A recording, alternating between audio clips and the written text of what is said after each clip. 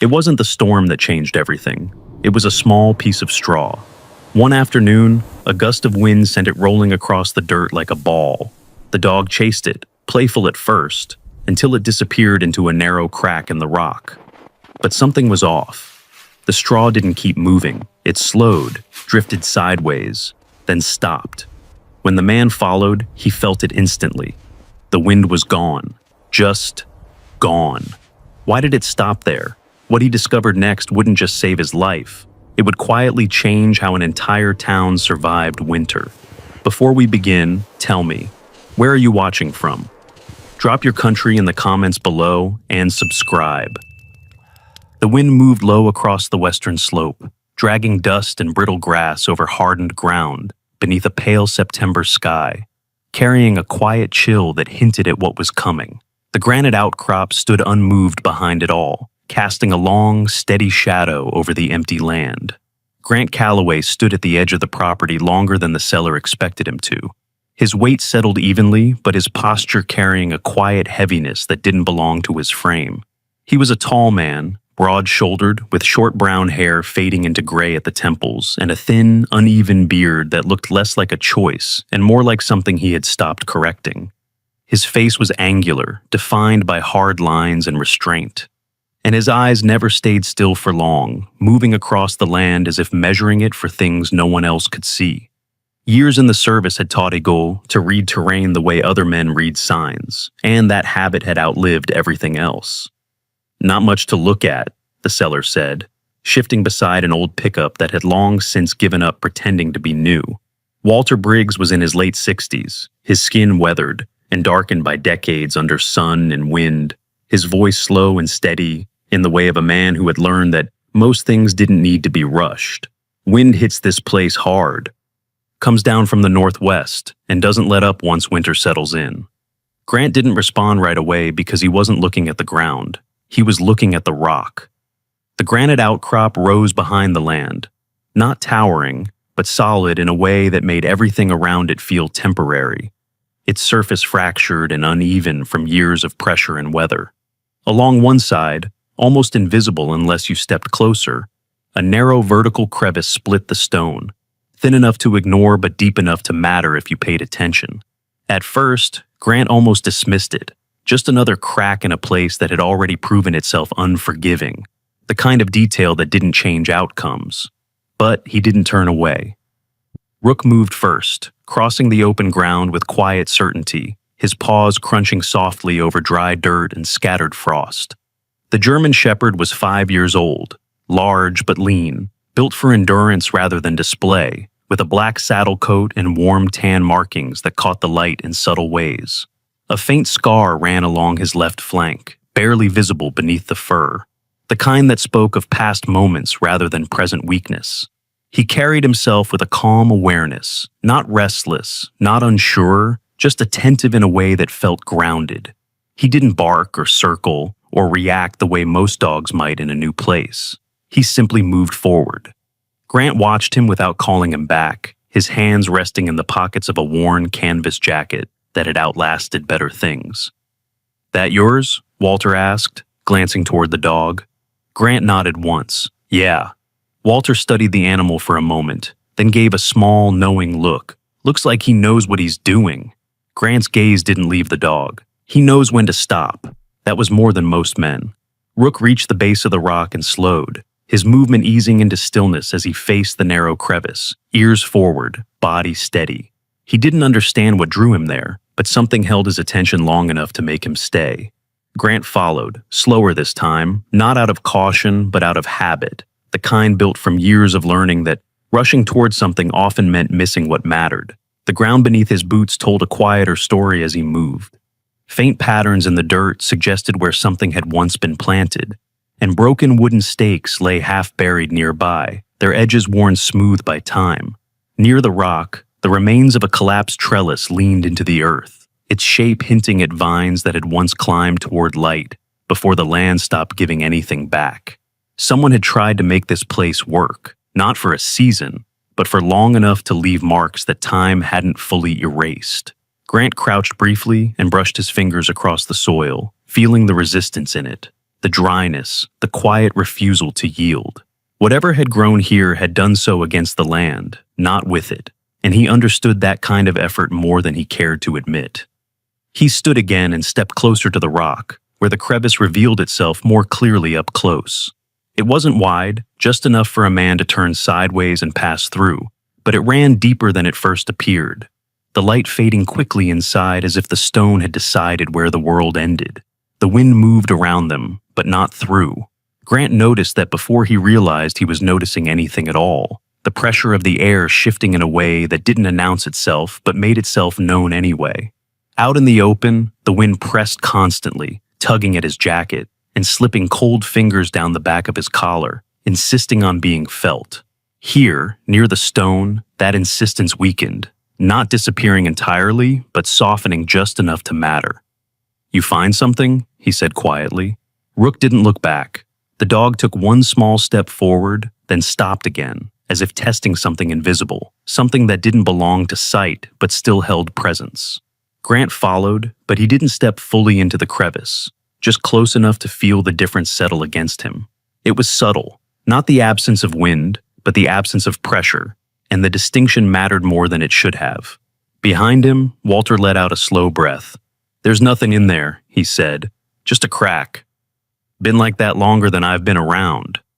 Grant gave a faint nod but didn't turn, because maybe it was nothing, and most things were, but he had learned long ago that what looked insignificant from a distance sometimes carried weight up close.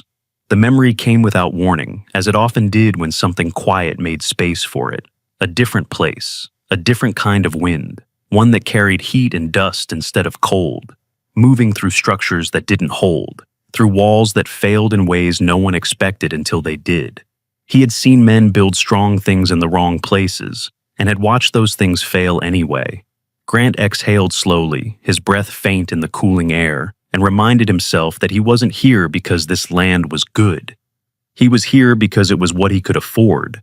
After the service, there hadn't been anything waiting for him. No home, no one holding a place open, just a small amount of money, a truck that barely held together, a handful of tools, and a dog that had never once chosen to leave. He had tried other places before this, closer to town, with better soil and easier ground, but they hadn't worked, or maybe he hadn't, and after a while, the difference stopped mattering. He had stopped believing that better places led to better outcomes. He had seen too many men stand on solid ground and still lose everything, and eventually, you stop chasing better and start looking for something that doesn't break you right away. Grant looked out across the valley, where a few distant buildings stood scattered against the open land, small and exposed, and from one of them, a thin line of smoke rose into the air before bending sharply under the force of the wind. That would be constant soon. By November, the temperature would drop and stay there, and the wind would settle into something relentless, something that didn't need strength to wear things down, only time. Wood would creak, doors would freeze, and heat would disappear faster than it could be made. Grant had seen what that did. He had felt it in places far worse than this. Rook shifted slightly, stepping closer to the crevice again, nose lifting as he tested the air, still focused, still certain in a way that didn't demand explanation. Grant watched him for a long moment, aware of the difference between reacting and understanding, and knowing that he didn't understand this yet, but also knowing that he wasn't walking away from it either. He stepped forward just enough to stand at the edge of the crevice again, feeling that quiet change settle around him. Not safety, not certainty, but something steady, something that held. He looked down at Rook, then back into the narrow shadow cutting into the granite. "It's nothing," he said quietly. But he didn't leave. It wasn't enough to believe in. It wasn't enough to understand, but it was enough to make him stay.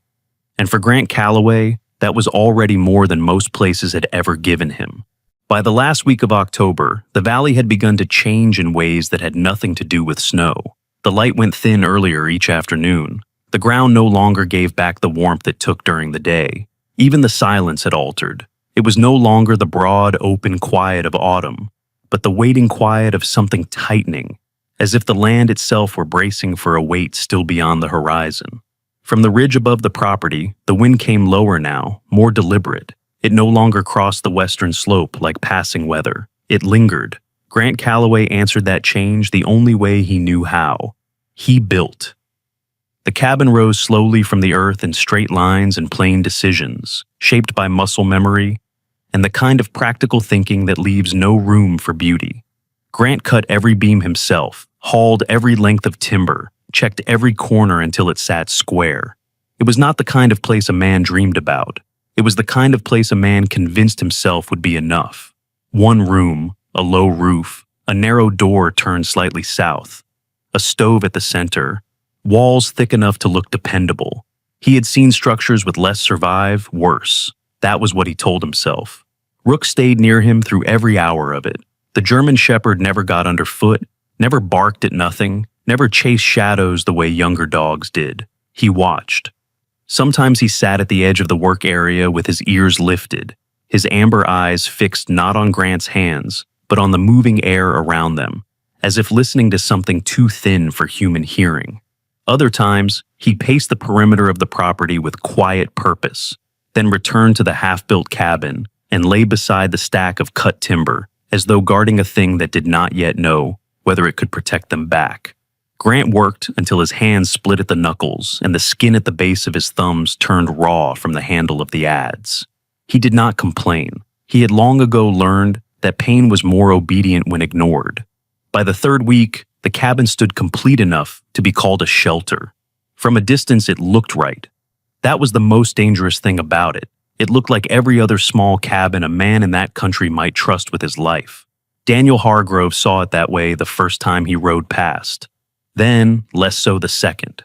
Daniel was the kind of man weather leaves behind instead of defeating. He was broad in the chest, heavy through the middle, with a thick graying beard that grew outward more than down, and a face creased deep around the mouth from years of biting back words. He lived farther north along the slope in a place half hidden by junipers, and there was something in the way he sat a horse, loose but never careless, that suggested he had outlasted more than he liked to speak of. When he reined in near Grant's fence line, he did not offer greeting first. He simply looked at the cabin, then at the open ground around it, then toward the ridge where the northwestern wind would break and drop. "You're building it like the others," he said. Grant, standing on the short ladder by the doorway, drove one last nail flush and climbed down. "It'll hold." Daniel's eyes stayed on the roof line. "Maybe." Then he shifted his jaw, as if testing whether to say more. "That's not what breaks first." He left after that, and Grant pretended the words stayed behind with the hoof prints. But that evening, while stacking the last of the split wood near the wall, he found himself looking not at the cabin's shape, but at the wide-open stretch between it and the rock. The first hard night arrived without ceremony. The fire in the stove caught well and held steady. The room warmed quickly near the center, and for a little while Grant allowed himself to believe he had judged the season correctly. He ate a bowl of beans and salt pork from a tin plate, listening to the metal settle in the stove as heat built inside it. Rook slept near the door, his body curled, but not deeply at rest. Outside, the wind passed in long, low strokes across the walls. Near midnight, Grant woke, not to a loud sound, but to the wrongness of the air. The fire had not died. The stove still carried a red glow behind its grate, yet the warmth around the bed had thinned, and the floor beyond the blanket felt like stone pulled from a creek in winter. He sat up and listened.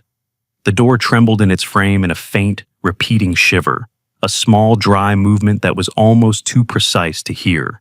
Then he felt it. The cold was not everywhere. It was coming from somewhere. He swung his feet down and crossed the room. Rook was already awake, already pressed low against the bottom edge of the door where the wood met the frame. The dog's shoulders were angled into the seam, and the fur along his neck stirred with each narrow thread of air that slipped through. He did not move when Grant knelt beside him. He only glanced once, as if to say the problem had been here waiting for him to notice. Grant put his hand along the base of the frame and held it there. The cold entered not like a gust, but like a blade, thin, precise, constant. It moved along the floorboards and spread outward under the table, under the cot, into every place where warmth had no weight to resist it. That made it worse than a storm. A storm announced itself. This simply took. The The next morning, he set to work sealing the cabin more tightly. He packed cloth into the lower seam of the door and drove narrow strips of wood along the inner frame. He checked every joint in the walls, every place where one log met another, filling whatever gaps he could find with resin, bark, and patience. The labor felt good because labor always did. It gave the hands somewhere to put what the mind did not want to hold. That evening the room stayed warmer. Not warm exactly, but improved. Enough for a man to mistake progress for victory. By midnight, the heat had thinned again. This time it was not only the door. The walls themselves seemed to give back the warmth too easily, as if the cold outside had more patience than the fire inside.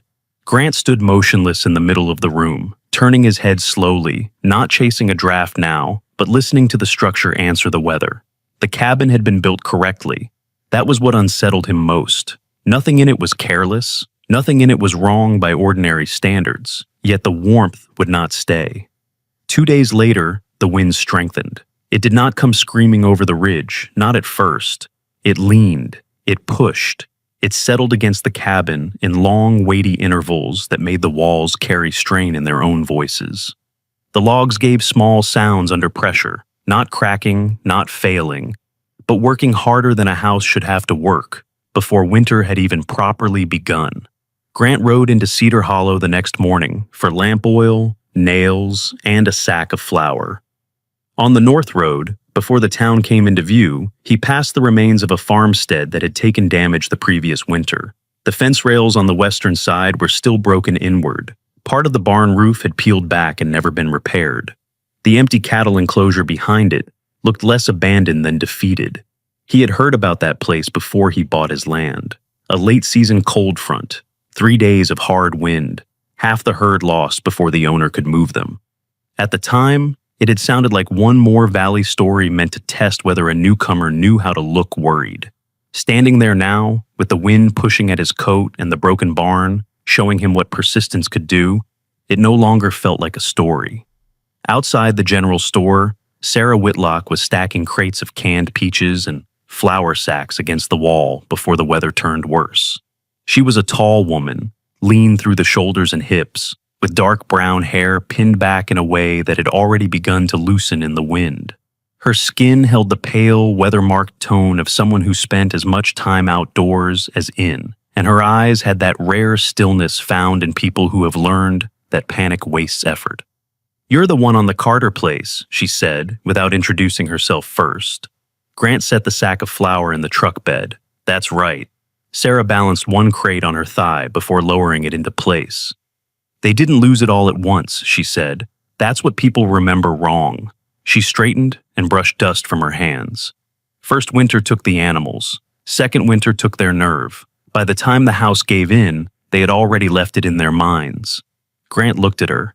She met his eyes without softness and without cruelty. "Wind doesn't have to win in one night," she said. "It just has to keep taking." That sentence stayed with him longer than Daniel's had. The first true freeze came 2 nights later. Grant woke before dawn with the feeling that the room had grown larger around him, the kind of false spaciousness cold creates when heat withdraws from corners and leaves only the center alive. The stove still held embers. He had banked the fire carefully. It should have lasted. And yet the cabin had changed again. Rook had moved back to the door, not curled this time, braced. His body was set along the path of the cold, as though instinct had taught him the shape of an enemy. He was trembling, not violently, but enough for Grant to see it. That was the moment the truth stopped being theoretical. This was not a problem of craftsmanship. It was not a weak joint or a careless seam or a door that needed one more strip of wood. The cabin was doing exactly what cabins like this had always done in open ground under a hard wind. Losing slowly until slow became fatal. Grant stood in the half-light and looked around the room he had built with his own hands. The bed, the stove, the table, the stacked wood, all of it honest, all of it insufficient. Then his eyes went past the window to the dark line of stone beyond. He remembered the edge of the crevice, the way the pressure in the air had changed there, not vanished, changed. Behind him, the stove let out a small metallic tick as it cooled. Grant took his coat from the peg by the door. Rook rose at once. The cabin remained standing as they stepped outside, square and proper against the paling sky. It simply no longer looked like the place that would carry them through the winter.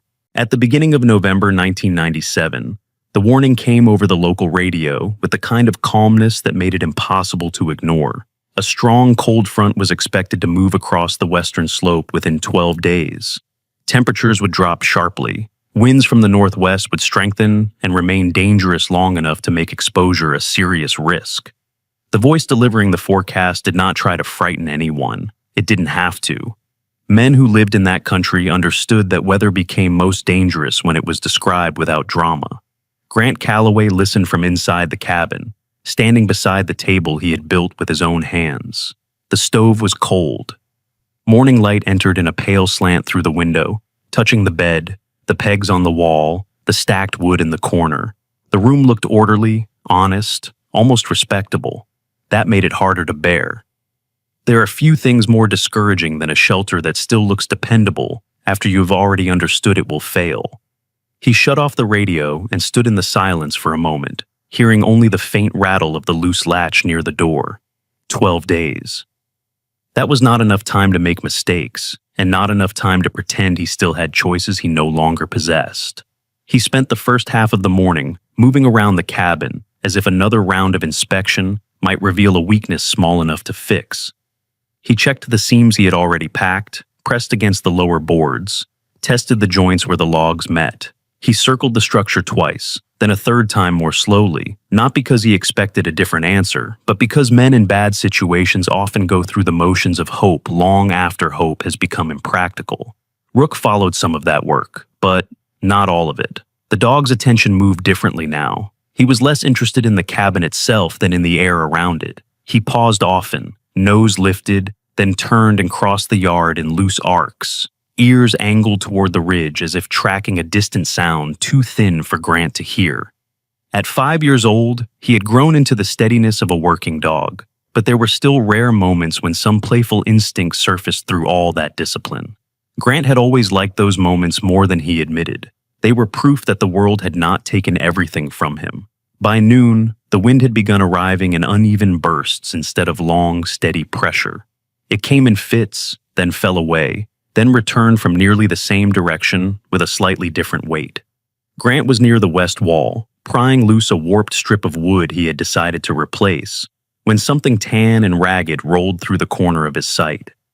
It was a round bundle of dry straw and brittle grass, probably torn loose from an old stack somewhere up the slope, driven low across the ground by a sudden gust. It tumbled fast over the hard dirt, caught briefly on a stone, spun, then kept going. Rook saw it at the same moment. For 1 second, the dog forgot every burden that had made him seem older than his years. He sprang after it with an eagerness that looked almost young, paws striking the ground in quick, precise bursts, body stretched cleanly forward. There was no caution in him then, only pursuit. Grant straightened and called his name, but the sound landed too late. Rook wasn't disobeying. He was simply answering instinct before thought could catch him. The straw bundle rolled straight toward the granite outcrop behind the cabin. Grant expected it to vanish directly into the narrow crevice. Instead, something stranger happened. As it neared the split in the rock, it drifted right, as though the force driving it had been nudged sideways. Its speed bled off in uneven increments. It did not shoot deeper into the crack. It slid, curved, and then almost settled in a shaded section just inside. Rook disappeared after it. Grant was already running. He crossed the yard in long strides, boots knocking loose grit and dry weeds aside. The crevice looked narrower as he reached it than he remembered, but concern erased hesitation. He turned his shoulders and entered without thinking much beyond the dog's name. "Rook!" His voice went in and came back changed, not a true echo, something duller, closer, as if the rock had swallowed the space sound usually traveled through. He took another step and felt the difference immediately. The wind did not follow him inside, not fully. It was still there at the mouth of the crevice, still visible in the moving grass and dust beyond the opening. But the force of it did not hold together where he stood. Pressure that had ruled the open yard all morning seemed to break apart against the stone. The noise beyond remained, but stripped of command. What reached him inside the crack was not silence exactly. It was something stranger, air that no longer behaved like an enemy. Rook stood several feet ahead, half turned, the straw bundle resting near one paw. The dog's posture held none of the alarm Grant had expected. He looked alert, yes, but settled too, as though he had entered a place that changed the rules of the world without needing to explain itself. Grant slowed and let his breathing catch up. From outside, the crevice had looked like little more than a fracture. From within, it revealed shape. The entrance was narrow, but after a few feet the space widened slightly, enough to hold a man standing at an angle. The wall on the right bent inward in a way that would have been easy to miss from open ground. The left rose straighter and darker, veined with old mineral stains. Dust, leaves, and a few brittle stems had collected in the deeper section, but not in the pattern they would have if wind ran straight through. Things had settled here, not been dragged onward. Grant crouched and looked toward the straw again. It had not blown deeper into the crevice. It had not spun back out. It had drifted, slowed, and come to rest in that offset pocket, as though the air itself had lost its direction before arriving there. He placed one hand flat against the stone, cold, solid, unimpressed by everything outside it. There are moments when understanding arrives like triumph. This was not one of them. What came to Grant felt closer to embarrassment, not because he had failed to see it, but because he had been thinking in only one direction. He had spent weeks asking how to build a stronger wall. The rock was quietly offering a better question. What if survival here depended less on resisting the wind than on stepping out of its reach? He looked back toward the opening. Outside, the gusts still crossed the yard in visible strokes, tugging at the dry grass, lifting dust, pressing the cabin from the same direction that had tormented every hour of his days. But inside the crevice, something in the shape of the stone interrupted that force. It didn't make the wind disappear. It made the wind lose coherence. That difference might be the whole answer. Rook nosed the straw bundle once, then lifted his eyes toward Grant with an expression so matter-of-fact it nearly made him laugh. The sound came out before he could stop it, brief, dry, and strangely unfamiliar in his own throat. He had not made a sound like that in a long time. Relief had little to do with it. It was the shock of watching a problem stop being larger than the world around it. A voice from outside interrupted the moment. "You lose something in there?" Grant turned toward the opening. A young man stood just beyond the entrance, framed by gray daylight and moving grass.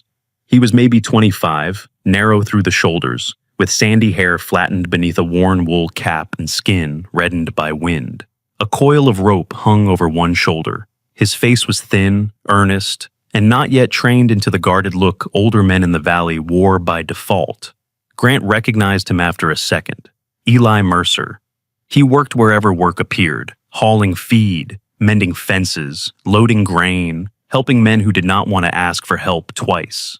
People said he had come west after burying his father back in Kansas and simply never found a better place to stop. He carried himself like a man still learning how to belong somewhere. "Just the dog," Grant said. Eli took one step closer and peered into the crevice. "Didn't know it opened up in there." "Neither did I." Eli looked from Grant to Rook to the offset wall where the straw had stopped. Then he glanced out at the yard again, where the wind still moved hard across the open ground.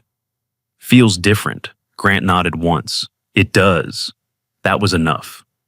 Eli left after a moment, not because the conversation was over, but because some things are diminished by too much language. Grant appreciated that about him more than he would have said aloud. He remained inside the crevice after the young man was gone, palm resting again against the stone. He was no engineer. He could not have diagrammed what the rock was doing to the air, but he had spent enough years staying alive in places where small misunderstandings had fatal consequences to recognize the shape of truth when it finally showed itself. This was not a hiding place. It was an answer. By the time he stepped back into the open yard, the cabin looked smaller than it had that morning, not weaker, just temporary. Rook trotted out ahead of him, whatever game had started with the straw already forgotten. Grant turned once more toward the dark line of the crevice, studying the narrow entrance that revealed so little from outside. Then he walked back to the cabin, took hold of the first board, and began pulling it free. He did not yet know the exact form the new structure would take. He only knew that the weather report had given him 12 days, and the wind, through a dog chasing a piece of straw like it mattered more than anything else in the world, had given him the rest. By the time the next morning arrived, one wall of the old cabin had already begun to come apart. Grant Calloway had not torn into it with anger. There was nothing violent in the work, nothing reckless. He removed the boards one by one, stacking the salvageable pieces in careful rows beside the granite outcrop, as if order alone might keep the coming weather from gaining ground. The cabin stood open on one side now, its inner shape exposed to the cold air. And yet the sight did not unsettle him as much as it should have. What unsettled him was how little regret he felt. A man ought to feel something when dismantling the first shelter he had raised with his own hands. Grant felt only the weight of time. He stopped before going too far. Tearing down the old cabin was one thing. Trusting the crevice enough to build inside it was another. He had seen too many men commit to bad ideas because fear of delay felt heavier than fear of being wrong. So instead of rushing headlong into the stone, he gave the next several days to watching. He went to the crevice in the weak blue light before sunrise, when frost still silvered the ground and the world had not yet warmed enough to stir its own currents. He returned at noon, when the sun reached the granite face and threw a shallow brightness along the entrance without touching the deeper pocket inside. He came again late in the day, when the wind descended from the ridges with more discipline and less mercy. Each visit taught him something small, and what mattered was that the small things never contradicted one another. He had no measuring instruments, no paper with calculations, no training that would have allowed him to name what he was seeing in the language educated men might have used. What he had instead were the instincts of someone who had survived places where misunderstanding the shape of danger did not result in embarrassment, but burial. Rook became part of the study without ever being asked. The German shepherd moved in and out of the crevice with the ease of an animal that trusted what its body knew before its mind named it. At the mouth of the crack, the fur at his neck lifted, and his ears flicked constantly in the moving air. A few steps farther in, that agitation faded. Deep enough inside, he would lie down with his front paws crossed, not sleepy, not careless, but settled in a way he never allowed himself to be in the open yard. Grant tested this more than once, tossing a stick or a knot of dry grass toward the entrance, watching where it drifted, where it turned, and where it lost urgency. The answer was always the same. The crevice did not run straight back as he had first assumed. Its mouth opened toward the northwestern wind, but not cleanly. It faced it at a slight angle, enough to invite the force in without allowing it a direct line through. Then, deeper inside, the right-hand wall bent inward and the channel shifted subtly to the side. That small deviation did more than a thick wall could have done. The gusts that entered did not continue intact. They struck, spread, scattered, and spent themselves before reaching the deeper section. What remained inside was not calm born of sheltering depth alone, but calm produced by disruption. That was what mattered. The stone did not overpower the wind. It confused it. Grant stood one afternoon with his palm against the right wall, tracing the bend with his eyes as the open yard beyond the mouth flickered with moving grass and dust. Outside, the force remained visible, hard, organized, relentless. Inside, it arrived broken. He had spent months thinking in terms of strength, thicker boards, tighter joins, heavier doors. The rock offered a different arithmetic. Survival here might have less to do with what a wall could endure than with whether the danger ever reached the wall intact in the first place. That thought should have excited him. Instead, it embarrassed him a little. He had been trying to outbuild a thing the land itself had already solved. On the 5th day after the radio warning, he rode into Cedar Hollow for iron brackets, spikes, lamp oil, and whatever fasteners he could afford. He also went because a man alone too long can start mistaking obsession for clarity. He wanted, though he would not have admitted it aloud, to place his idea against another mind and see whether it remained standing. Darren Holt's yard was the worst possible place for that, and therefore the right one.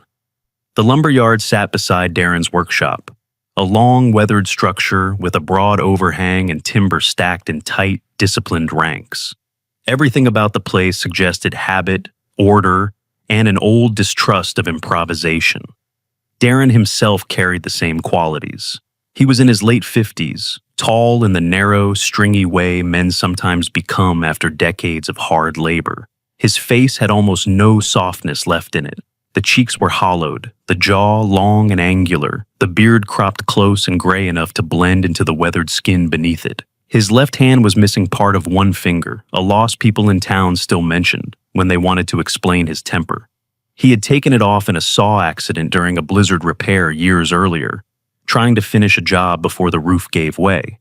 After that, people said, he trusted precision more than hope and became less patient with anyone who confused originality for wisdom. He looked up as Grant stepped down from the wagon. "You're back sooner than a man should be if his cabin is already standing." Grant handed over the short list. Darren read it once and frowned. Brackets, spikes, more hardware. He lifted his eyes. "What did you build wrong?" Grant could have lied, but the man before him had spent too many years around bad repairs and proud men not to hear the strain in it. "I'm not fixing the cabin." Darren set the paper down on the counter. "Then what are you doing?" Grant glanced toward the line of granite visible beyond the far sheds. "Building somewhere else." Darren followed the look, then gave a short laugh that carried no amusement. "That split in the rock?" Grant nodded. For a moment, Darren said nothing. He stepped around the counter, close enough now that Grant could see how pale and sharp the older man's eyes were. They were the eyes of someone who measured everything against failure first. "That isn't shelter," Darren said. "That's a damage line. It changes the wind." Now Darren laughed properly, though the sound was still thin and humorless. A couple of men near the wagon shed glanced over and then busied themselves with not listening. "You've been in bad places too long," Darren said. "That kind of life teaches a man to see patterns where there's only ruin. A crack in a stone isn't a design. It's what's left after pressure wins." The words stung because they were near enough to the truth to be dangerous. If Grant had heard them a year earlier, he would have answered from pride alone. There had been a time when any contempt, deserved or not, demanded to be met with equal force. But standing there now, with the shape of the crevice already fixed in his mind, he felt something stronger than defiance. He felt alignment. For the first time in months, he was not moving because fear was behind him. He was moving because the logic in front of him held. He did not need Darren to approve it. He did not even need Darren to understand it. So, he simply said, "Then I'll find out." Darren watched him for a long moment, as though waiting for the performance of wounded pride to begin. When it didn't, he turned back toward the list. "You'll pay now," he muttered. "I don't give credit against rock." Grant paid in cash. Outside, he loaded the wagon in silence. Rook, who had been waiting near the hitch rail, came to stand beside him, watching the transfer of hardware and timber with that same grave attention he gave everything once it mattered. The dog's ears twitched once toward the workshop, where Darren's laugh still seemed to hang in the sawdust-heavy air. The ride home gave Grant enough time to see the plan in sequence rather than fragments. He would not reinforce the old cabin again. He would strip it for what it was still worth. The door, the stove, usable boards, brackets, nails, shelving, every sound piece of labor that did not deserve to be wasted. Then he would build inside the crevice, not at the very back where darkness would own the place, but deep enough that the broken force of the wind never regained itself. It would not be wide. It did not need to be wide. One exposed front wall, one door, one roof line fitted tightly enough to let the stone do the rest. When he returned, the light was already thinning. He did not step into the old cabin first. He walked straight to the crevice and stood at its mouth while the evening wind crossed the yard behind him. It reached the entrance with all the confidence it had shown across the open ground. It reached his chest with none of it. That night, he lit the stove in the old cabin one last time, not because he trusted the structure, but because he owed it the courtesy due any honest failure. He sat on the bed with his elbows on his knees, watching the glow pulse behind the iron grate while Rook lay at his boots. The cabin had done what it could. That was more than could be said of many things in life, but it belonged to an answer he no longer believed in. By first light, he had started taking the wall apart. The work no longer had a beginning or an end. It simply resumed each morning where exhaustion had dropped it the night before. Grant Calloway rose in darkness, fed the stove just enough to wake feeling into his hands, and stepped outside before the eastern sky had committed itself to light. The old cabin stood in pieces now, stacks of boards, salvaged beams, shelves, the narrow door, iron fittings, coils of nails pulled one by one from wood that had once pretended to be a home. He had stopped thinking of it as demolition. It was extraction. He was pulling usefulness out of failure before winter could claim both. The new structure, if it could yet be called that, advanced more slowly than any building he had ever raised. Inside the crevice, the rules were different. A normal cabin allowed a man to correct his lies later.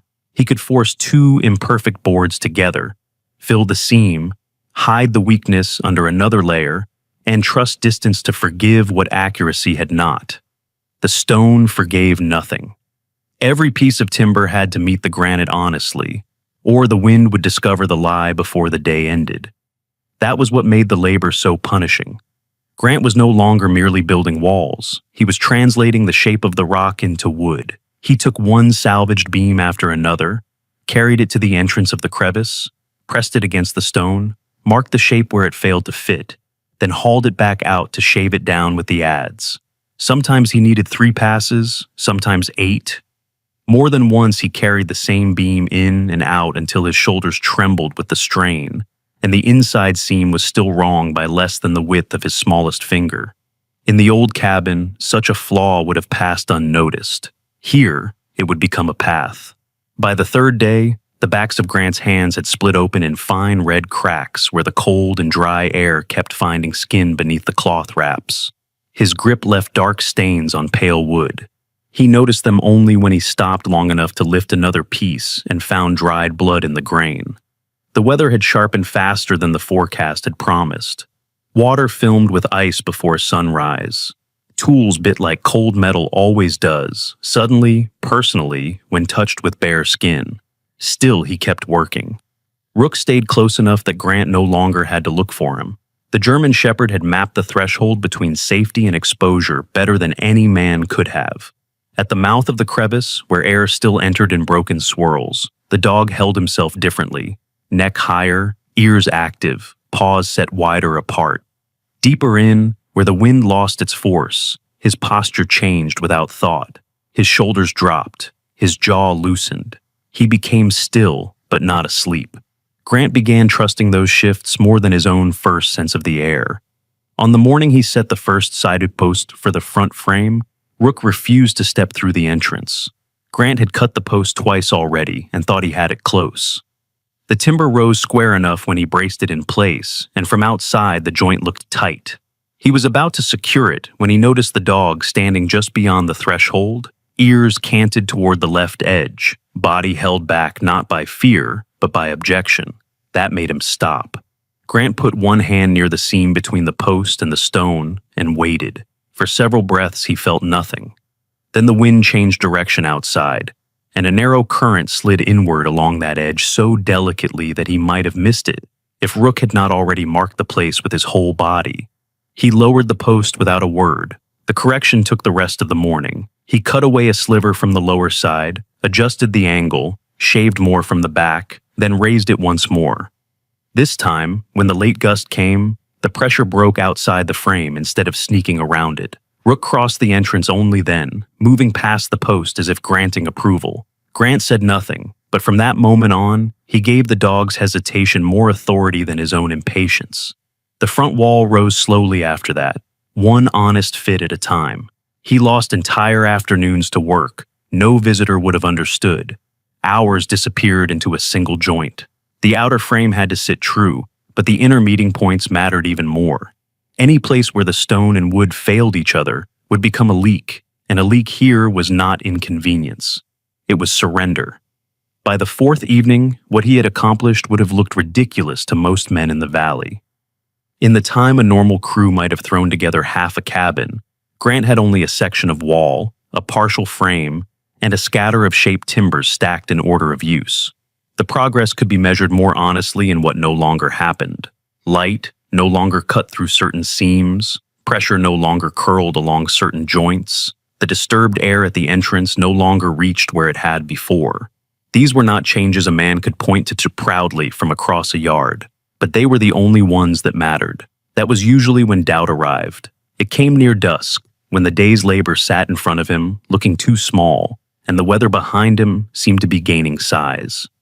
Grant would stand in the half-built entrance, adze slack in his hand, and feel the arithmetic turn against him. Winter did not reward correctness if correctness came too late.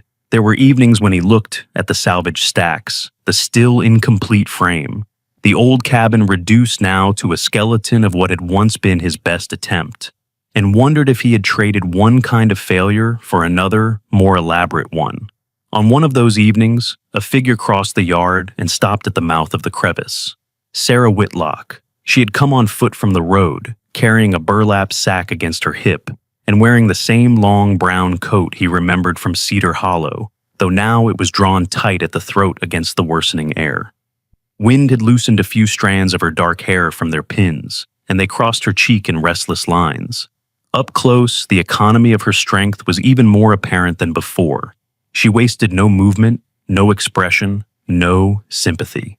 "I figured you were either forgetting to eat," she said, "or trying to prove a point to the weather." Grant wiped his hand on his coat before taking the sack. Maybe both. Inside were biscuits wrapped in cloth, a piece of smoked meat, and a small jar of rendered fat. The smell alone nearly undid him. Sarah stepped nearer the frame and ran her eyes along the fitted beam, then toward the stone where wood met granite so tightly that even the fading light found little to enter. "You're not building a house," she said. Grant looked at her. "No?" She touched the rock lightly. "You're building a seal." He let that sit. She glanced back toward the stripped remains of the old cabin in the yard. The Carters kept thinking thicker walls were the answer. By the second winter, they were burning more wood than they could cut. Her voice never softened, but it held no meanness in it either. "Most people out here think surviving means enduring more. Sometimes it means asking a different question." When she left, she did so without waiting to see whether her words had landed. That, more than the food, made the kindness easier to accept. By the 6th day of the work, Daniel Hargrove rode past again.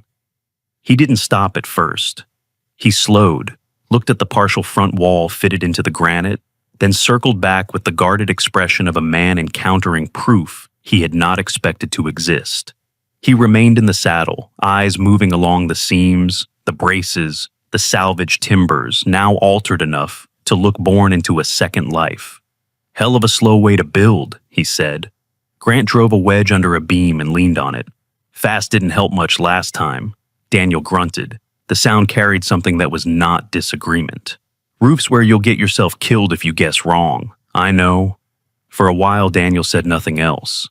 Then he reached behind the saddle, pulled loose a coil of rawhide lifting straps, and tossed them down. Grant caught them awkwardly against his chest.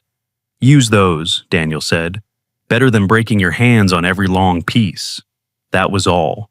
No speech, no approval, no ceremony. But Grant understood the gift for what it was. The valley's version of respect, stripped of every decorative word. The straps changed the pace just enough to matter, not enough to make the work easy, only possible for longer each day. Grant could hoist the heavier beams into position without wasting his strength before the fitting began. By the 8th day, the front wall stood high enough to cast its own shadow into the still pocket beyond. He set the doorframe next, aligning it so the opening sat just inside the point where the air lost force.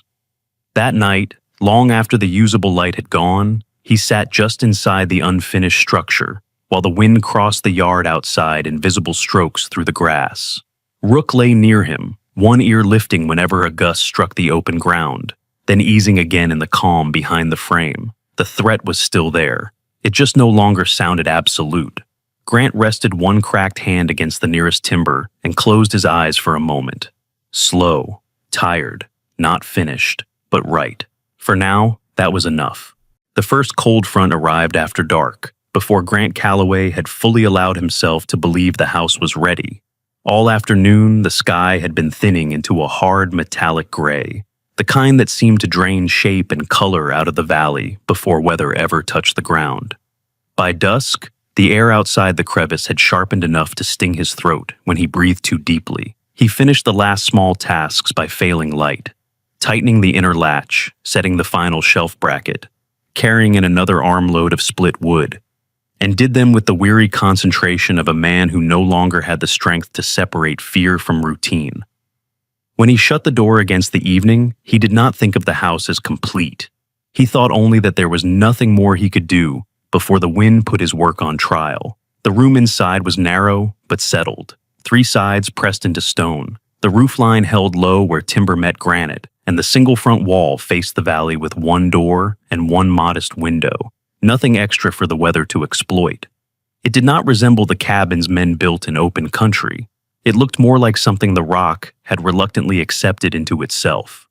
Grant moved through the space slowly, not admiring it, only checking it with the old habits that had survived every other version of his life.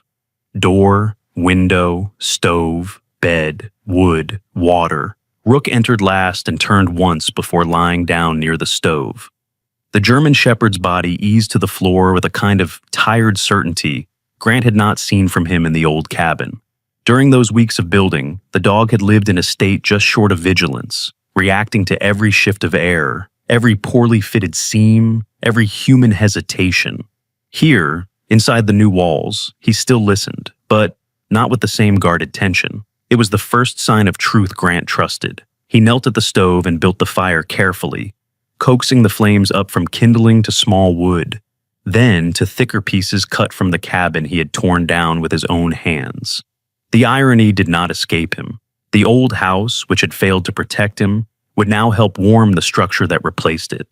The fire took hold and spread with a steadier appetite than he expected. He stayed crouched there longer than necessary, one hand resting against his knee, studying the metal as heat gathered and settled into the room. Then the wind arrived for real.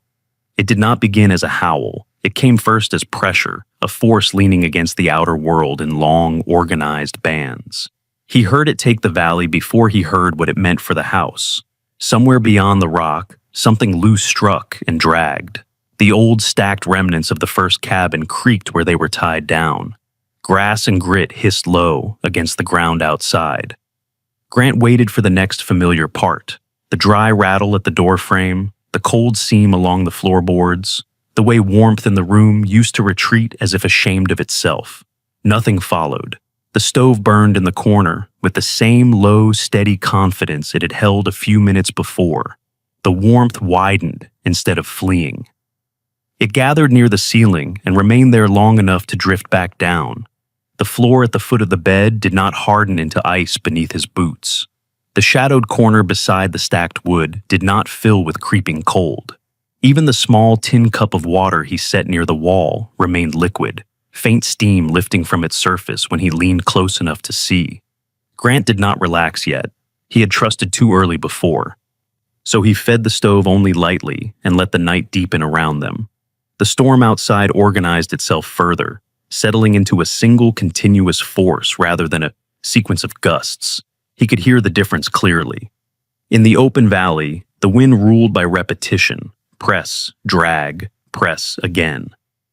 But what reached the front of the Crevice house no longer felt like the same thing. The granite took the force first. The narrow entrance broke it. By the time the air reached the front wall, it had lost the clean line of its violence. It was still weather. It was still cold. It simply no longer arrived with authority. Near midnight, Grant rose and unlatched the door just enough to test what the room had already told him. The cold hit the gap immediately, hard and intentional. Snow had begun by then, not in soft flakes, but in thin, dry streaks driven nearly sideways through the yard. The wind outside was strong enough to make the tied lumber shift and knock against itself in the dark. He shut the door again, set the latch, and felt the room seal behind him like a held breath.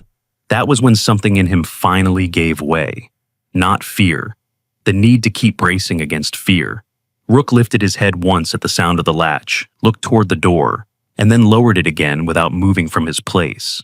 In the old cabin, the dog had always slept in fragments during weather, if he slept at all. He had learned to put his body where the leaks were worst, as if the only protection available was his own willingness to lie in the path of whatever came through. Here, he no longer did that. He occupied the room the way living things do when they believe, at least for a few hours, that the danger will remain outside them. Grant sat on the edge of the bed and looked around the space in the stove's dim orange light. The room was plain enough to embarrass a proud man. A narrow cot, a shortened table reworked from the old cabin, a few pegs in the wall, shelves that followed the stone where the stone refused straightness. A small stove, stacked wood, nothing decorative, nothing generous. Yet for the first time in years, plainness did not feel like lack. It felt like relief. Toward dawn, he heard another sound beyond the wind. Not close enough to be a knock, but irregular enough to belong to something man-made. He stood, opened the door only wide enough to listen, then shut it again. The storm still held the valley in its teeth. If someone needed help, light would have to come first. When morning finally broke, it did so without color. The world beyond the crevice looked scraped down to bone, gray snow skimming sideways over hard ground, fence lines blurred by motion, rooftops taking the weather from all directions at once. Grant stepped out with Rook at his side and saw immediately what the night had cost everyone else. Smoke from houses lower in the valley rose only to be ripped flat and carried away. At Daniel Hargrove's place, part of the lean-to beside the barn had collapsed inward where older boards had given up under sustained pressure. Farther off, one stretch of Whitlock fencing lay flat, the rails driven down as if the land itself had pressed them under. Men were already outside in heavy coats and bent shoulders, carrying rope, buckets, wood, whatever the morning demanded before the next round of wind took more than the last. Grant stood in the mouth of his own house and looked back once over his shoulder. Inside, the stove still carried useful heat. The blanket still held sleep. The cup on the table had not frozen. A rider appeared through the blowing veil before noon. Daniel Hargrove came in on a dark horse, crusted pale along the mane and shoulders with blown frost. He did not dismount. He did not need to. Men like him could give respect and keep their distance at the same time. He looked first at Grant, then at the front wall fitted inside the stone, then at the stacked wood that was still largely untouched. "Well," he said at last, his voice roughened by cold and the effort of saying something he had not expected to say. "Damn me!" Grant's mouth almost turned, but what rose in him was quieter than amusement. "Lean-to? Part of it," Daniel said. He shifted in the saddle and studied the doorway again. "You burn heavy all night?" Less than before. Daniel's gaze lingered on the seam where wood met granite. Something in his expression changed. Not softened exactly, but revised. "Holt'll hate this." Probably. A short breath left Daniel that might have been the nearest thing he allowed himself to satisfaction. Good. Then he rode on, because the valley still had demands to make of him. Yet the exchange stayed with Grant after the rider vanished into the white-gray movement. Respect had entered the space not as praise, but as witness. Sarah came later, on foot, wrapped more tightly than before, her scarf pulled high and her dark hair tucked beneath it, except for a few strands whipped loose by the wind. She stepped inside only far enough to feel the room around her. Her eyes moved to the stove, to the walls, then to the floor, as if testing whether the quiet she sensed was real. "It's quiet," she said. Grant nodded. That seemed to reach her more deeply than the warmth. She stood still another second, then looked down at the boards under her boots. "The Carters never got quiet," she said. Not once the wind found them. After she left, Grant sat again beside the stove while Rook lay near the door, not guarding it now, only using the space. The storm still raged outside. It still moved over the valley, still worried roofs and fences, and whatever was not built for patience. He did not mistake his house for victory.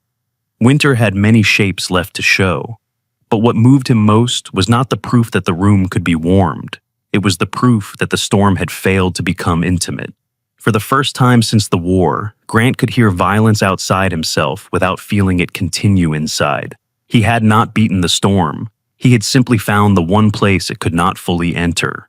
Darren Holt did not return to the granite line because admiration had softened him. Men like Darren did not change in that manner. They did not wake one morning, discover humility waiting by the stove, and decide to wear it. Whatever altered in them did so the way wood altered under seasons of strain, quietly, reluctantly, and only after resistance became more exhausting than acceptance.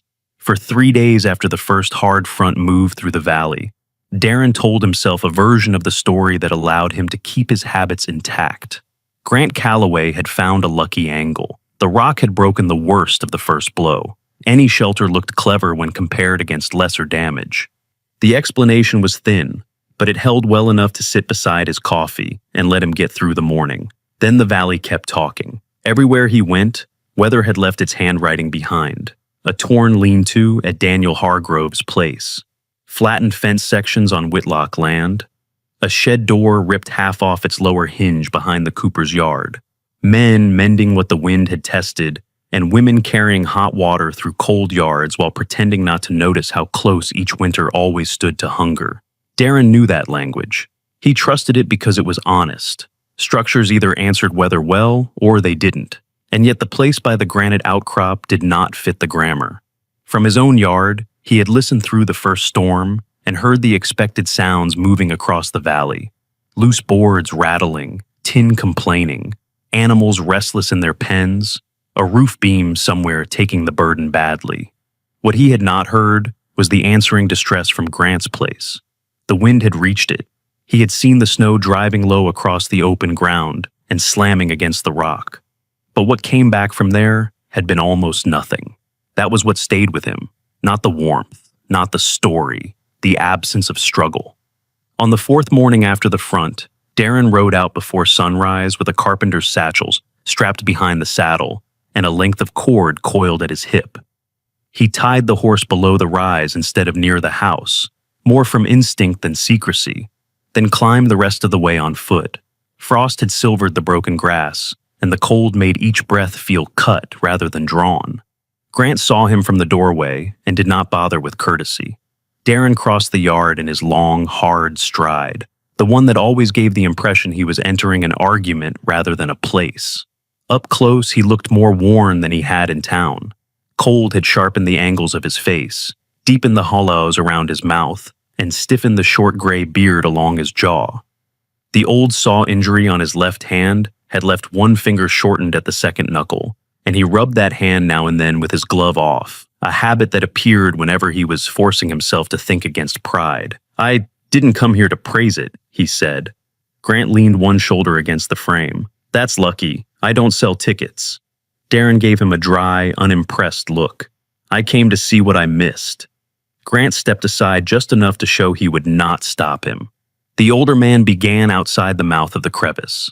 He tied short strips of cloth along the cord and fixed one end to a stake driven into the ground where the open wind crossed the yard cleanly. The strip snapped and streamed hard. Then he carried the other end inward, toward the entrance, holding the line level and watching how the cloth changed. Just inside the mouth, it still moved, but not with the same order.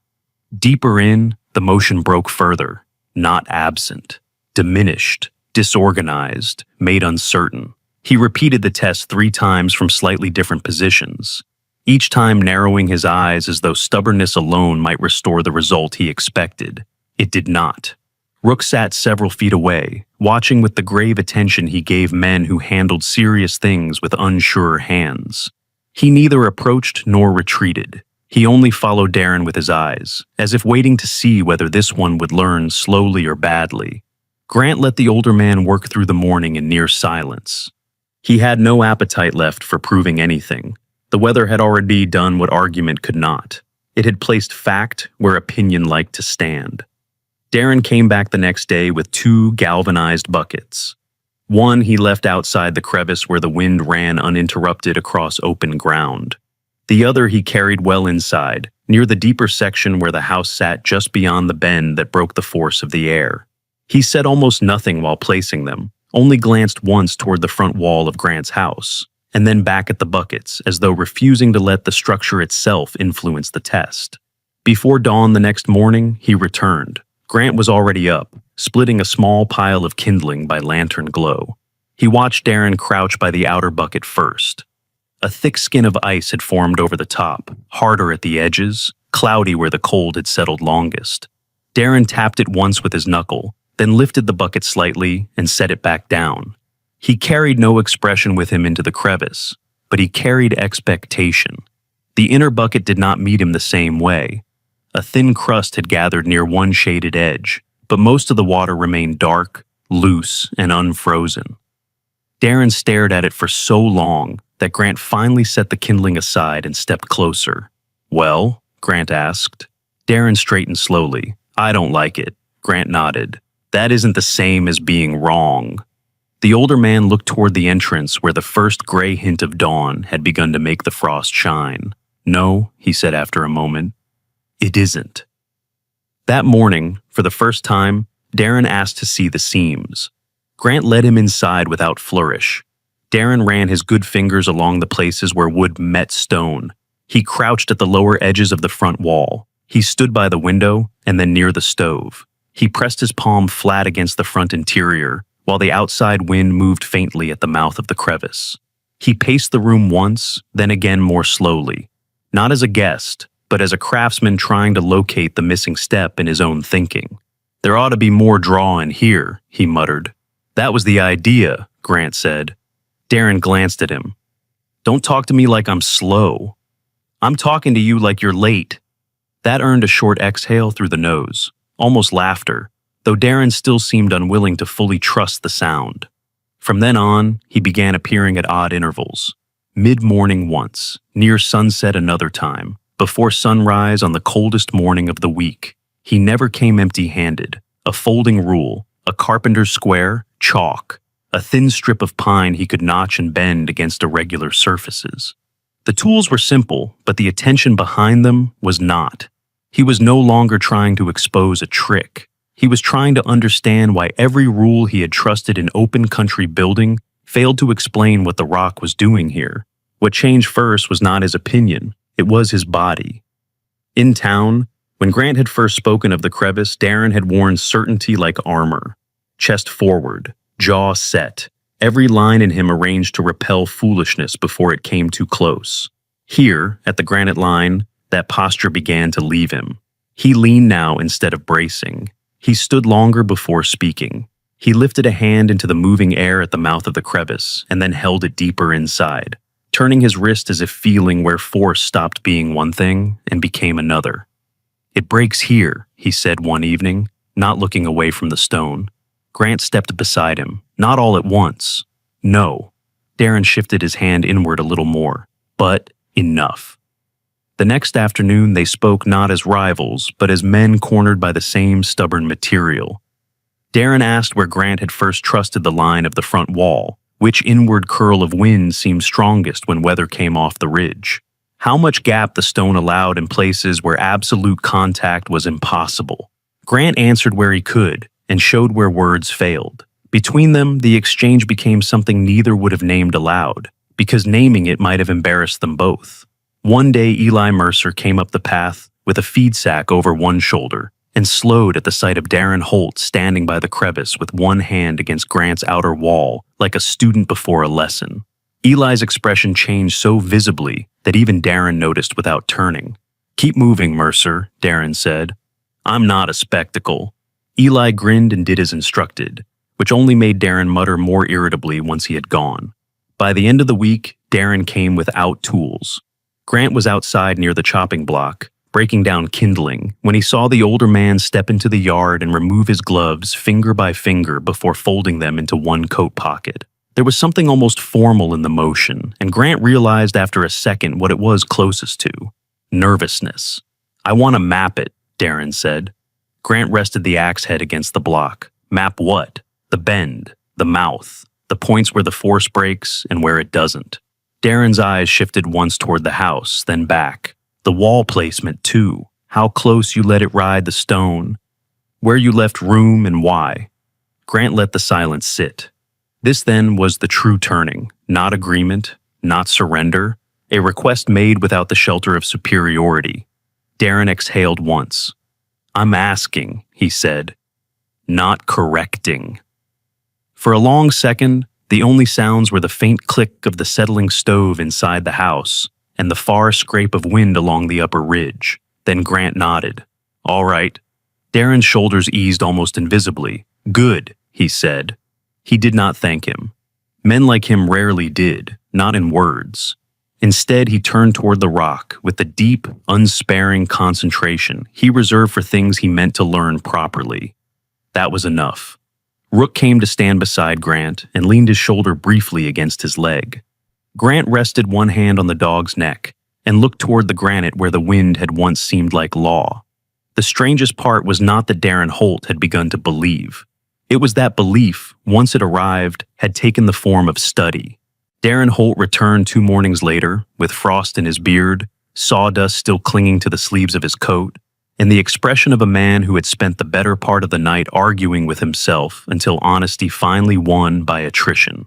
Grant was outside the granite house splitting stove wood when he heard the crunch of boots over the frozen ground. He looked up once, saw Darren, and lowered the axe head to the block without speaking. The older carpenter did not approach like a man bringing friendship. He approached like a man bringing a fact he had fought and lost to. "I said enough in town to make a fool of myself twice over," Darren said. "No point trying to save any of it now." Grant waited. Darren rubbed the shortened finger on his left hand with his thumb, an old habit that returned whenever something mattered more than he wanted it to. His face looked harsher in cold weather, hollows deeper in the cheeks, the gray beard pulled tighter to the jaw, the old scar near his mouth sharper when he spoke. "I was wrong," he said, "about the house, about the crack in the rock, about what you were really doing." Grant could have made him work harder for that sentence. He could have reminded him of the laugh in the yard, the crowd in earshot, the easy cruelty of certainty. But the valley was already moving toward another hard spell, and weather left little room for ceremonial pride. "The wind doesn't care who mocked who," Grant said. Darren let out a short breath through his nose. "No, it doesn't." He looked beyond Grant toward the valley, where roofs and sheds sat low in the pale morning light, like things waiting to be tested again. "That's why we need to take this farther than your doorway." That made Grant straighten. Darren saw it and kept going before the moment could cool. Not the house itself. Most people don't have a granite wall waiting behind them, but the thinking, the way you shortened what the wind could catch, the way you broke its run before it got inside. He paused, then added in his rough, practical way, "If we can teach the valley to stop offering the weather such clean tarts, we might save some roofs, some livestock, maybe a few lungs." Grant turned that over once in his mind and found no vanity in it, only work. "Then we start now," he said. They began at Daniel Hargrove's place because Daniel's barn had already shown them where winter liked to get its fingers in. The lean-to on the north side still leaned wrong from the first cold front, and one corner of the roof had been re-nailed so recently the hammer marks were still bright in the wood. Daniel met them in the yard with a coil of rope over one shoulder and a temper he wore the way some men wore scarves, plainly and for practical reasons. "If this is about my barn collapsing," he said, "you're both late. It already had the decency to do it." Darren ignored the tone. "It didn't collapse because the boards were weak. It collapsed because the whole side gave the wind too much face." Daniel frowned at that, not from offense, but from the concentration of a man forced to stop thinking in the only way he trusted. Grant crouched near the side run and traced a line in the frost with one gloved finger. "It comes in here," he said, "then curls under the eave and keeps pulling." He looked up. "You don't need a stronger wall first. You need less wall in the wrong place." That was how the lesson began to travel, not as theory, not as miracle, but as correction. Cut the exposure, break the draft line, let the air lose its shape before it reaches the animals, the feed, the sleeping room, the water barrel. They shortened the open side of Daniel's lean-to with salvaged planks and created an inner partition that left a still pocket between outer wall and stall. They rehung a feed room door so it opened away from the prevailing gust instead of into it. They narrowed the undergap by less than an inch and stopped enough low draft to matter. None of it was dramatic. All of it was useful. Sarah Whitlock received them the next day at the grain shed behind her house, ledger tucked under one arm, dark hair bound more tightly than usual against the cold. She took one look at Darren standing beside Grant and said, "Well, the world really has shifted." "Not enough," Darren muttered, "but we're trying." Sarah's storage shed had a different problem. It did not take the wind in broadside the way Daniel's lean-to had. Instead, It leaked it low and steadily through a warped side door, then let it rise through the room in a narrow, invisible path that froze jars, spoiled roots, and stiffened sacks of grain from one corner outward. Grant stepped inside and stood still for a few seconds, head slightly turned. Rook followed, stopped near the threshold, then angled his ears toward the lower hinge. "Here," Grant said, pressing 2 fingers to the seam. "It's entering low, then climbing." Sarah watched him, then nodded once. "North shelf always goes first." Darren crouched, checked the frame, and grunted. "We don't need a bigger latch. We need to stop giving the draft a corridor." Together they added a rough inner baffle wall from scrap timber and canvas, leaving a narrow air pocket between outer door and storage shelves. They shifted the sacks, moved the root bins, and raised the lowest shelf just enough to keep it out of the draft's direct path. Again, it did not look like genius. It looked like attention. That became Grant's role in the days that followed. Darren could persuade because the valley trusted his hands. But Grant could sense, almost physically, the places where air still moved wrong. He would step into a shed, a lambing room, a coop, or a kitchen mudroom, and stand in silence long enough for the room to confess its weakness. Then he would kneel by a gap, rest his palm near a seam, and say, "Here." This is where it starts.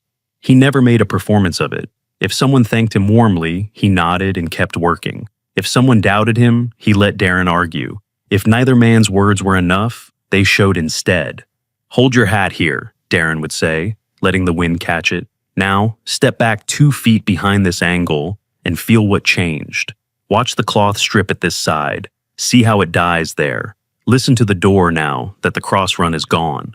By the 3rd day, people stopped calling it Grant's trick and began calling it common sense they should have noticed sooner.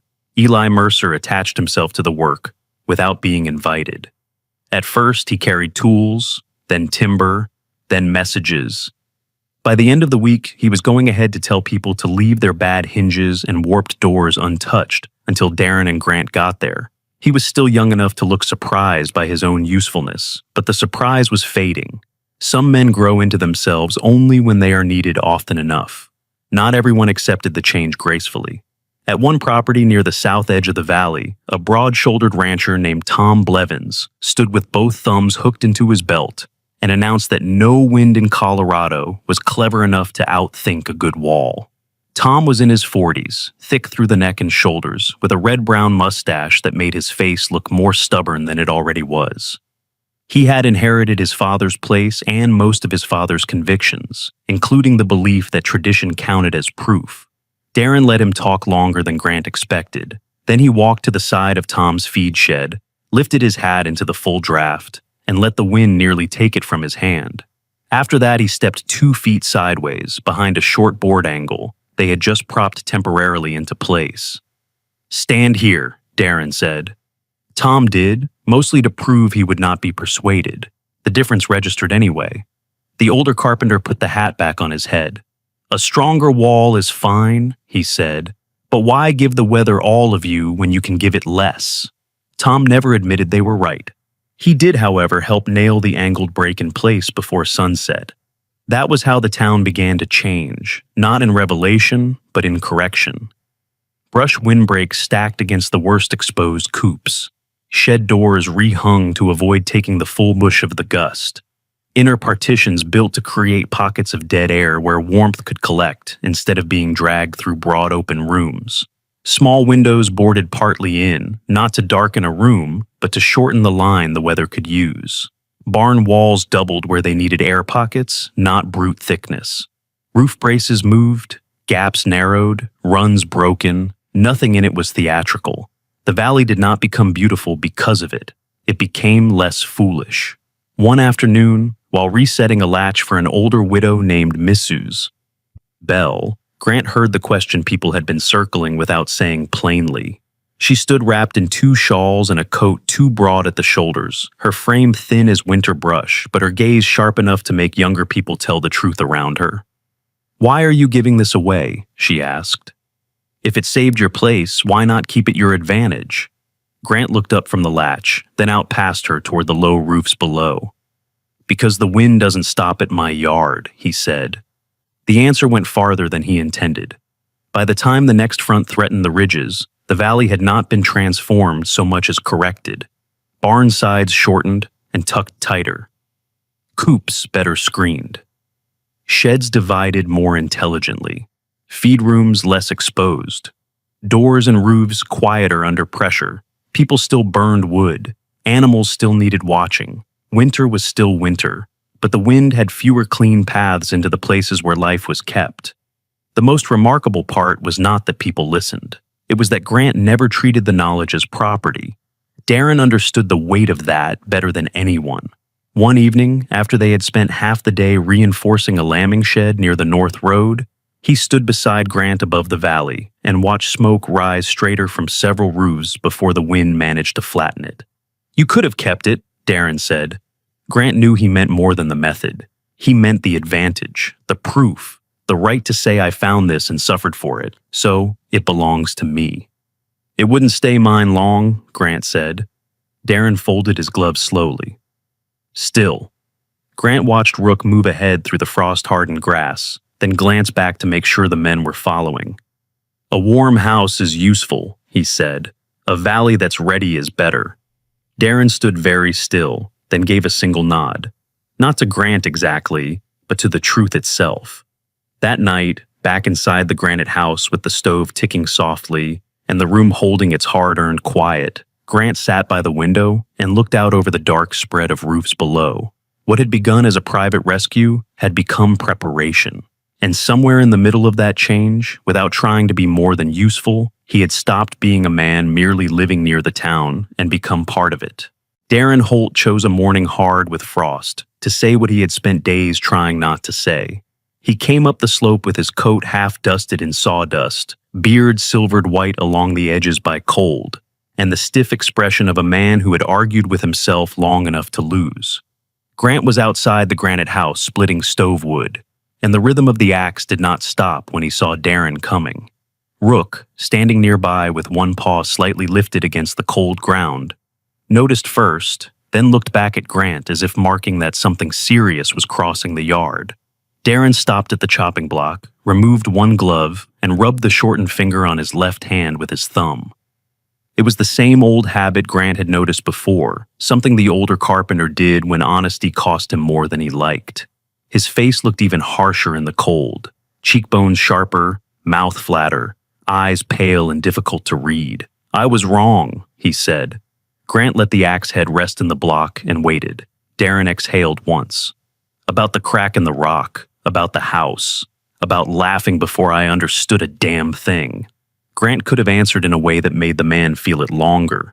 There would have been justice in that, and maybe a little satisfaction too. But the valley had another front coming, and winter had already made clear that it did not care who had mocked whom first. "The cold doesn't sort men by pride," Grant said. Darren gave a short nod, almost impatient with the truth because it arrived so cleanly. "That's why I'm here, not to turn you into a story, not to drag people up this hill and tell them they should build themselves into rock. Most of them can't. But what you figured out, less exposure, broken wind, still air, that can travel." He looked out over the valley, toward the low roofs and sheds, crouched under the pale morning light. And it should. Grant followed the line of his gaze. The idea had been forming quietly in him ever since the first storm had passed. The rock house itself could not be repeated everywhere, but the principle could.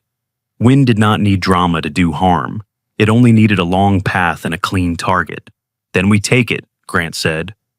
They began that afternoon at Daniel Hargrove's place because Daniel's barn had already given Winter something to brag about. The lean-to on the north side still sagged at one corner, and the outer boards carried fresh hammer marks from hasty repairs that had kept it standing but not corrected what had gone wrong. Daniel met them in the yard with a coil of rope thrown over one shoulder, and suspicion already settled into his face. He was broad and thick through the chest, his beard rough with frost, his eyes narrowed from a lifetime of looking toward trouble before it arrived. "If this is the part where you tell me my barn is stupid," he said, "I'd rather hear it after coffee." "It isn't stupid," Darren answered. "It's just standing wrong." That bought them enough time to start. They walked the perimeter slowly, Grant watching how the open side took the wind, Darren studying the angle of the roof and the exposed run beneath the eaves. Daniel listened more than he spoke, which for him was the same as admitting the conversation mattered. Grant crouched near the lower edge and traced a line through the frost with one gloved finger. "It enters here," he said. "Not all at once, but enough. Then it curls under and drags the warmth right out of the stalls." Darren slapped one palm against the outer wall. "You don't need twice the lumber. You need less face and less runway." By dusk, they had shortened the exposed side with salvaged boards, built an inner barrier that created a narrow, quiet pocket between the animals and the windward wall, and rehung the feed room door to stop the gusts from striking it cleanly. None of it looked grand. It looked like correction. But that evening, the horses stopped shifting so hard in their stalls, and the water near the back held open longer into the night. The next day took them to Whitlock land. Sarah met them outside the storage shed with a scarf at her throat and a ledger tucked under one arm. Her hair was pinned back, though the wind had already pulled free a few dark strands along her cheek. She looked from Darren to Grant and lifted one eyebrow. "The valley must truly be desperate," she said. "You two look organized." "Don't spread that around," Darren muttered. The shed behind her had a different flaw. It did not face the wind too broadly. Instead, it leaked it low and steadily through a warped side door, letting the draft run thin and cold beneath shelves, past grain sacks, and up the back wall where the preserves sat. Grant stepped inside and stood still long enough for the room to confess itself. Rook followed, paused near the threshold, and angled his ears toward the lower hinge. "Here," Grant said, touching the seam. "That shelf freezes first, doesn't it?" Sarah nodded at once. Every time. They showed her the path of the draft not as theory, but as something her own winters had already taught her to recognize. Darren measured the gap. Grant traced the route through the room. Together they added a rough inner baffle from scrap timber and canvas, moved the grain sacks, raised the lowest shelf, and broke the clean line the cold had been using. Sarah watched it all with the steady attention of someone who did not need to be persuaded twice once truth had introduced itself properly. That became their method in the days that followed. They did not preach, they corrected. Sometimes the change was small enough to sound almost insulting at first. Narrow the gap under a shed door. Leave the vent high, not low. Rehang a coupe door so it opened away from the prevailing gust instead of into it. Build a brush break where an open run invited wind to gather speed. Add an inner partition, not for strength, but for stillness. Reduce the face. Break the run. Preserve the quiet pocket. Darren proved better at carrying the lesson than Grant had expected. At first, people listened because he was Darren Holt, and his hands had framed, rebared, or straightened half their outbuildings. By the third day, they listened because he no longer sounded like a man repeating another man's strange idea. He sounded like someone who had tested it against his own pride and found it stronger. At one chicken run near the Cooper's yard, he held his hat out into the full draft until the wind nearly tore it from his hand. Then he stepped 3 feet aside behind a temporary board angle they had just set and said, "There, that's all we're after. Make the weather spend itself before it reaches what matters." Not everyone changed politely. Tom Blevins, a broad-shouldered rancher with a heavy neck and a red-brown mustache, told them flatly that no gust in Colorado could outthink a proper wall. He had inherited his father's place and most of his father's convictions, and he wore both with the same stubbornness. Darren let him talk until the words began circling themselves, then repeated the hat demonstration and made Tom stand where the board broke the force. Tom never said they were right. He did help nail the windbreak in place before sundown. Eli Mercer joined the work without being asked. At first he carried tools and planks. Then he carried messages from one side of the valley to the other. The young man still had the narrow frame and uncertain earnestness of someone only partway through becoming himself. But usefulness sharpened him. By the time the week was half over, he was arriving before dawn to ask where they were headed next. And all through it, Grant moved in the same way. Quiet, practical, never acting like he was handing out wisdom, only trying to keep the next cold from finding an easy path into another family's winter. He would step into a barn, a grain room, a lambing shed, stand still for a few seconds, then kneel and press his cracked hand to a seam. Here, he would say, this is where it starts. That was all most people needed. One afternoon, while resetting a latch for an older widow named Mrs. Bell, he finally heard the question others had only circled around. Mrs. Bell was small and bird-boned beneath 2 shawls and a coat too broad at the shoulder, but her eyes were exact and bright. Grief had pared her down without making her weak. "Why are you giving this away?" she asked. "If it saved your place, why not keep it as your advantage?" Grant looked up from the latch, then past her to the low spread of roofs and fences below. "Because the wind doesn't stop at my yard," he said. The answer traveled farther than he meant it to. By the time the next front threatened the ridge, the valley had not turned beautiful. It had turned less foolish. Barn sides sat tighter. Coops took less direct exposure. Storage sheds held their warmth longer. Doors rattled less. Roof edges no longer shuddered so violently under the first push of a gust. Nothing about the change was theatrical. It was all small. That was why it mattered. One evening, after a day spent reinforcing a lambing shed near the North Road, Darren stood beside Grant and looked down over the valley, where smoke lifted a little straighter before the wind bent it away. "You could have kept it," Darren said. Grant knew he meant more than the method. He meant the advantage. The right to say, "I found this. I paid for it. It belongs to me." "It wouldn't stay mine long," Grant said. Darren folded his gloves slowly. "Still." Rook moved ahead through the frost-hardened grass, then paused and looked back, making sure the men followed. Grant watched him, then the valley beyond. "A warm house is useful," he said. "A valley that's ready is better." This time Darren did smile, though only with one side of his mouth. "You're harder to argue with now," he said. "Might be because you stopped trying to win." That night, back inside the granite house, with the stove ticking softly and the room holding its hard-earned quiet, Grant sat by the window and looked out over the dark spread of roofs below. What had begun as a private rescue had become preparation. And somewhere in that change, without ever meaning to be more than useful, he had stopped being merely the veteran by the rock and become part of the valley's way of getting through winter. Sometimes a miracle does not arrive like thunder. Sometimes it comes quietly, hidden in a crack of stone, in the loyalty of a dog, in the humility of a man willing to learn again, and in a town choosing to help one another before the cold grows too deep. Grant did not defeat winter by strength alone. He survived because he listened, because he changed, and because when the answer finally came, he did not keep it for himself. That is how life often works for all of us. The thing that saves us may not look impressive at first. It may seem too small, too strange, or too late.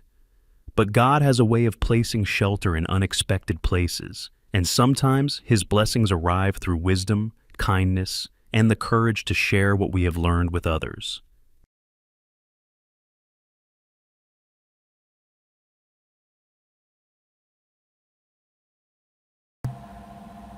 Tell us where you're watching from and what part of this journey stayed with you.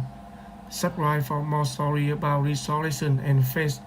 And wherever you are, may God bless your home, guide your step, and bring life back into the place that once you forgotten.